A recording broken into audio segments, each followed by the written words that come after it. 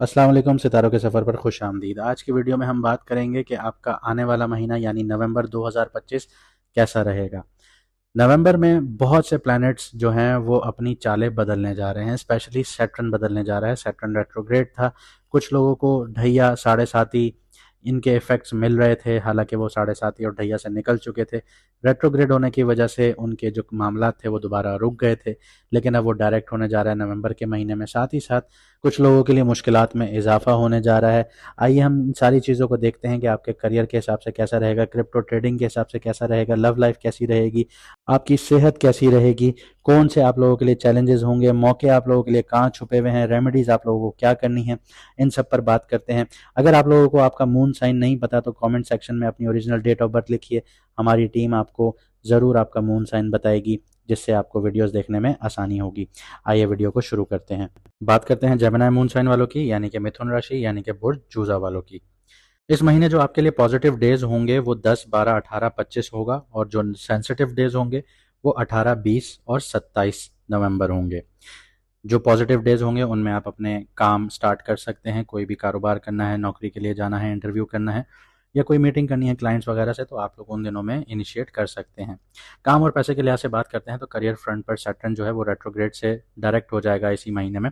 Jupiter direct से retrograde होगा, तो दोनों रिफ्लेक्शंस और कोर्सेज करेक्शंस का साइन दे रहे हैं। पास्ट प्रोजेक्ट्स जो हैं वो रिविजिटिंग का मौका देंगे आप लोगों को, स्पेशली क्रिएटिविटी और रिसर्च बेस्ड जो फील्ड्स हैं उन लोगों के लिए ये ज़्यादा चीज़ें अहमियत रखेंगी। राहु के जो एस्पेक्ट से बात करूं तो फॉरेन कोलैबोरेशन और ऑनलाइन वेंचर्स में अनएक्सपेक्टेड आप लोगों को ग्रोथ के चांसेस मिलेंगे। फाइनेंशियली तौर पे बात करूं तो जुपिटर रेट्रोग्रेड होने से स्पेंडिंग हैबिट्स पर आपको कंट्रोल करना पड़ेगा। अवॉइड कीजिए ओवर लैंडिंग या स्पेक्युलेटिव डिसीजन जो हैं मिड मंथ के आसपास, यानी किसी को उधार भी ना दें और स्पेक्युलेटिव इन्वेस्टमेंट्स भी ना करें। इसके अलावा नवंबर का जो सेकंड हाफ है वीनस लिब्रा में होगा, तो यहाँ पे आपकी जो अर्निंग है और क्रिएटिविटी है वो बढ़ना शुरू हो जाएगी, क्योंकि 11th हाउस को भी देखेगा। स्पेशली जो लोग आर्टिस्ट हैं, डिज़ाइनर्स हैं, या टीचर्स हैं, या कंसल्टेंट से जुड़े हुए हैं, उनके लिए ये शानदार पीरियड होगा। आगे बढ़ते हैं, क्रिप्टो और स्टॉक ट्रेडिंग की बात करते हैं तो मार्केट जो इंस्टिंक्ट्स हैं वो शार्प रहेंगी आप लोगों की, लेकिन वॉलेटाइल भी होंगी। 8 से 20 नवंबर तक मार्स और मरकरी का जो कॉम्बो है वो इम्पल्सिव ट्रेड्स तक का रिस्क क्रिएट कर सकता है आप लोगों के लिए। तो वेट एंड वॉच वाली जो स्ट्रेटजी होगी वो आप लोगों के लिए बेस्ट रहेगी। 22 के बाद वीनस जो है वो आपके लिए बैलेंस रिस्टोर करना शुरू करेगा। इसके अलावा जो ट्रेडर हजरात हैं वो शॉर्ट टर्म प्रॉफिट से ज़्यादा लॉन्ग टर्म पोर्टफोलियो रिव्यू पर फोकस करें। जुपिटर रेट्रोग्रेड होने के बाद जो हिडन वैल्यूज़ हैं, प्रोजेक्ट्स हैं, या ओल्ड कॉइन्स या स्टॉक्स हैं, उनमें सडनली राइज देखने को मिलेगा। इसके अलावा सैटर्न की जो डायरेक्ट मोशन है, मतलब 28 नवंबर के बाद, वो सेफ इन्वेस्टमेंट का ही सिग्नल दे रही है आप लोगों के लिए। आगे बढ़ते हैं, प्यार और रिश्तों की बात करते हैं। लव लाइफ में वीनस जो है वो लिब्रा में होके आपको सपोर्ट देगा, मैग्नेटिज्म देगा, रोमांटिक अपॉर्चुनिटीज आपकी क्रिएट करेगा। सिंगल्स के लिए जो कम्युनिकेशन से जुड़े हुए हैं वहाँ पे अट्रैक्शन शुरू हो जाएगी आप लोगों के लिए। मे बी ऑनलाइन या ग्रुप सेटिंग्स में ही आपको यहाँ पे कुछ ना कुछ चांसेस आपके क्रिएट हो जाएंगे। कपल्स के लिए मार्स की और मरकरी की जो कंजंक्शन है स्कॉर्पियो में, वो थोड़ा हीटेड कम्युनिकेशन क्रिएट कर सकती हैं आप लोगों के लिए, तो अपने अल्फाजों का चुनाव बहुत एहतियात से कीजिएगा। 20 नवंबर के बाद नया मून होगा, तो उसके बाद जो इमोशनल रिन्यूअल है वो तब पॉसिबल होगी। ट्रस्ट और लॉयल्टी पर फोकस रखें, यही सबसे ज़्यादा आप लोगों के लिए अहम होगा। सेहत की बात करते हैं।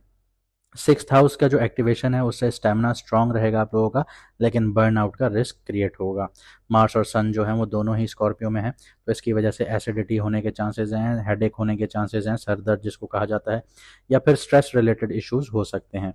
मेडिटेशन और स्लीप रूटीन का बैलेंस रखें, ये ज़्यादा ज़रूरी है।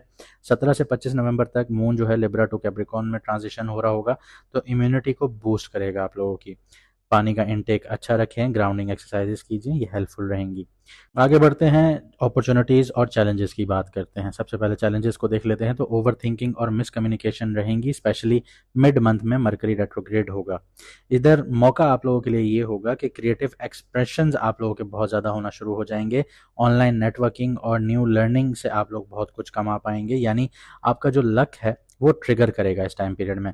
सैटर्न जैसे ही डायरेक्ट होगा उसके बाद तो आप लोगों के लिए जो फेज़ है उसमें क्लैरिटी आना शुरू हो जाएगी, करियर का डायरेक्शन आपको नज़र आएगा, और लॉन्ग टर्म स्टेबिलिटी दोनों क्लियर होते हुए नज़र आएंगी आप लोगों को।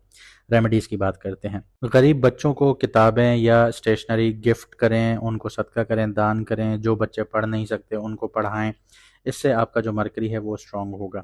यहाँ पे साथ ही साथ ये चीज़ भी याद रखिएगा कि छोटे बच्चे, उनको आप लोगों ने स्टेशनरी देनी है या उनको पढ़ाना है, ये आपके लिए सबसे बड़ी रेमेडी है। इसके अलावा गॉसिप्स को अवॉइड कीजिए, अननेसेसरी बहसबाजियों को अवॉइड अवॉइड कीजिए मिड मंथ के आसपास। उम्मीद करता हूँ आपको वीडियो पसंद आई होगी।